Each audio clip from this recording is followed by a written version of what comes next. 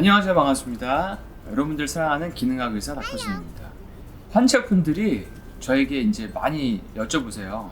어떤 분이 이런 말을 하셨어요. 이 항노화를 좀 집대성해서 말씀해달라.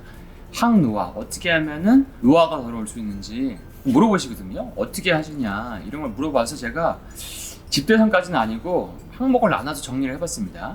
근데 하다 보니까 그래도 좀 길어져가지고 이번 거는 1편, 2편으로 나눠서 해야 될 것 같아요. 그래서 오늘은 일단은 1편에 대한 얘기를 해드리도록 하겠습니다. 노화를 좀 방지하거나 젊음을 좀 오래 유지하고 싶거나 자꾸 피부에 주름이 생기거나 뭐 기미가 생기거나 이래서 고민이신 분들, 이런 분들은 좀 보고 참조해 주시면 도움이 될 수 있을 것 같습니다. 제가 옛날에 이너 뷰티, 내 몸을 좋게 해가지고 외부를 건강하게 하는 거, 이런 국제 이너 뷰티 학회에서 또 강의한 적이 있는데, 사실 외부는 바르면 조금 낮을 수 있는데 사실은 계속 안에서 세포들이 새로운 조직을 만들어 가지고 생성을 시키잖아요.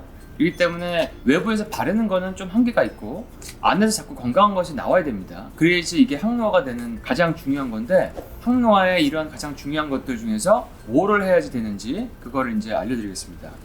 첫 번째는 당분을 피해야 됩니다. 당분이면은 과당, 유당, 우유가 유당입니다. 근데 우유를 잠이 안 온다고 드시거나 단백질 보충용으로 드시는 분들이 있는데, 유당도 당은 당입니다. 그리고 설탕은 뭐 여러분들이 잘 아는, 근데 과당과 유당은 잘 모르는 경우가 많아서 이걸 좀 기억해 두시고요. 피부 관련 연구를 보니까 한 연구에서는 연구진들이 쥐에게 식단을 주로 과당을 많이 넣어서 제공을 했습니다. 그랬더니 과당을 많이 주니까 피부 노화를 촉진시킨다, 이런 결론이 나왔습니다. 왜 그러냐면 이런 당분은 몸에서 당화 반응이라는 걸 일으켜서 최종 당화 산물을 만들게 됩니다. 근데 이런 최종 당화 산물이 콜라겐, 그러니까 피부를 이렇게 탄력있게 만드는 섬유죠. 그럼 콜라겐과 결합하면은 콜라겐의 기능을 손상시킵니다. 근데 문제는 뭐냐면, 콜라겐은 취약점이 뭐냐면 다른 세포랑 다르게 대사 속도가 굉장히 느려가지고 다시 새로운 콜라겐이 생성되는 시간이 굉장히 많이 걸립니다. 그래서 안 좋은 콜라겐이 계속 축적이 됩니다. 그렇기 때문에 피부 노화가 지속이 된다고 볼 수가 있습니다. 그래서 피부 속에 콜라겐이 당화가 되면은 복원되지 않고 계속 축적이 돼서 노화가 계속 진행되는 현상이 있다. 그래서 일단은 노화를 줄이려면 이런 당분을 줄여야 된다. 이런 당화 반응이 몸에서 어떻게 피부를 안 좋게 하는지 한번 자세히 알아보면요, 정리를 해보면 우리 몸의 이제 모든 장기들은 혈액을 공급받아서 자랍니다. 혈액을 공급받아서 건강하게 유지하고 또 기능을 하고 이렇게 하는데, 이런 혈관에도 당화 반응이 올 수 있습니다. 왜냐하면 혈액 안을 구성하는 물질들이 단백질이 꽤 있거든요. 그래서 얘네들도 최종 당화산물이 들어오면은 이런 과정을 거치게 되는데, 그렇게 되면 혈관은 탄력을 잃고 말초까지 순환이 잘 안 되고 장기에도 혈액 공급이 잘 안 되고, 그러면 장기도 노화를 빨리 겪게 되고 기능이 떨어지게 되겠죠. 그리고 이런 혈액도 어떤 분들은 굉장히 빨간 선홍색빛의 혈액을 가지고 있고 어떤 분들은 되게 탁한데, 이런 것도 당화 반응과 연관이 있습니다. 이런 최종 당화 산물이 많으면 혈액에도 침투해서 혈액도 끈끈하게 만들고 탁하게 만든다. 그래서 내가 혈액 검사를 할 때 뽑았는데 되게 탁하다, 그러면 내 몸 안에 뭔가 이 안 좋은 대사가 있구나, 이런 거를 좀 감지하시고 식단을 좀 개선시키는 것이 필요할 것으로 보입니다.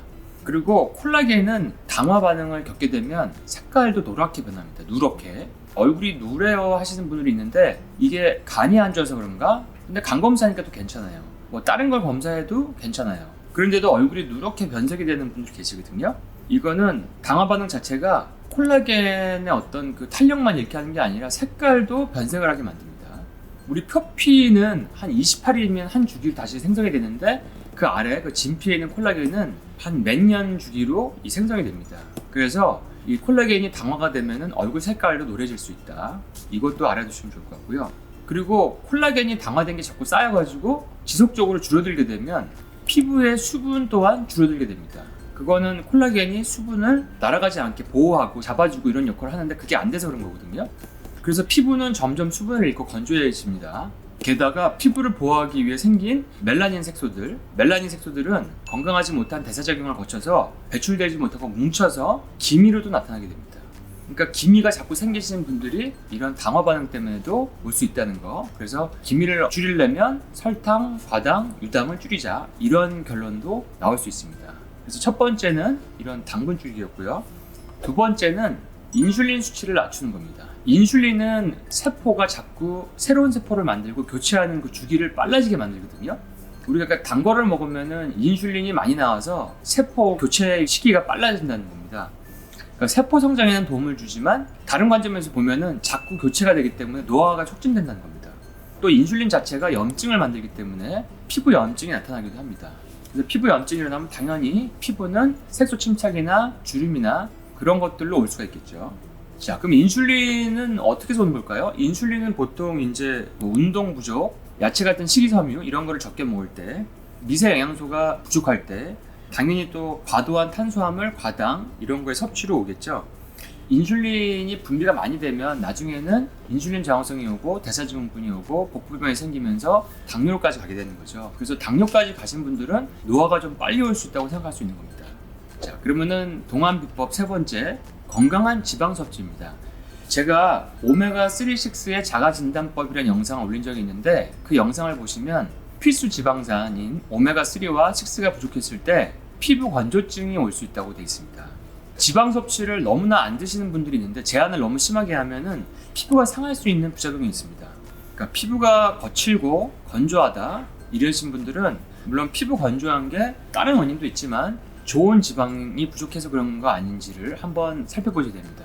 그러니까 좋은 지방이 부족하면 절대 좋은 피부를 가질 수가 없습니다. 왜냐하면 피부 자체가 지방으로 되어 있기 때문에 오메가3를 제공하는 생선, 견과류, MCT 오일, 코코넛 오일, 좋은 버터 이런 것들, 그 다음에 오메가3가 많이 들어가 있는 아마씨, 들기름 뭐 이런 것도 굉장히 중요한 거죠.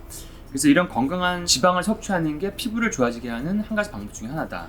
그리고 저탄고지를 하면은 당연히 탄수화물 적게 먹고 좋은 지방을 많이 먹게 되는데, 물론 저탄고지를 꼭 건강하게 하지 않고 이상하게 하시는 분도 있어요. 삼겹살만 많이 먹고 안 좋은 지방도 많이 먹고 이런 분들이 있는데, 그런 거 말고 건강한 저탄고지에서 케톤 상태에 들어가게 되면 미토콘드리아가 일단 기능이 개선됩니다. 미토콘드리아 기능이 개선되면 항노화가 되고 활력이 나게 되고 잔병들이 없어지죠. 그리고 케톤 자체가 몸의 활성산소를 많이 낮춥니다. 케톤은 염증을 줄여주며 우리 몸의 해독에 가장 중요한 글루타치온을 생성하기도 합니다. 그래서 이런 건강한 지방 섭취를 하는 것 자체가 피부를 좋아지게 하는, 또 피부를 촉촉하게 만드는 중요한 원인 중에 하나다. 그래서 저는 아침마다 항상 그 MCT 오일을 먹거든요. 그리고 견과류도 먹고 이런 건강한 지방을 섭취하려고 노력을 많이 하고 있습니다. 자, 그러면은 그 다음 편은 오늘 다 못다한 이야기를 이어서 하도록 하겠습니다. 이 편까지 끝까지 들어주시면 여러분들의 안티에이징에 큰 도움이 되지 않을까 생각하고 있습니다.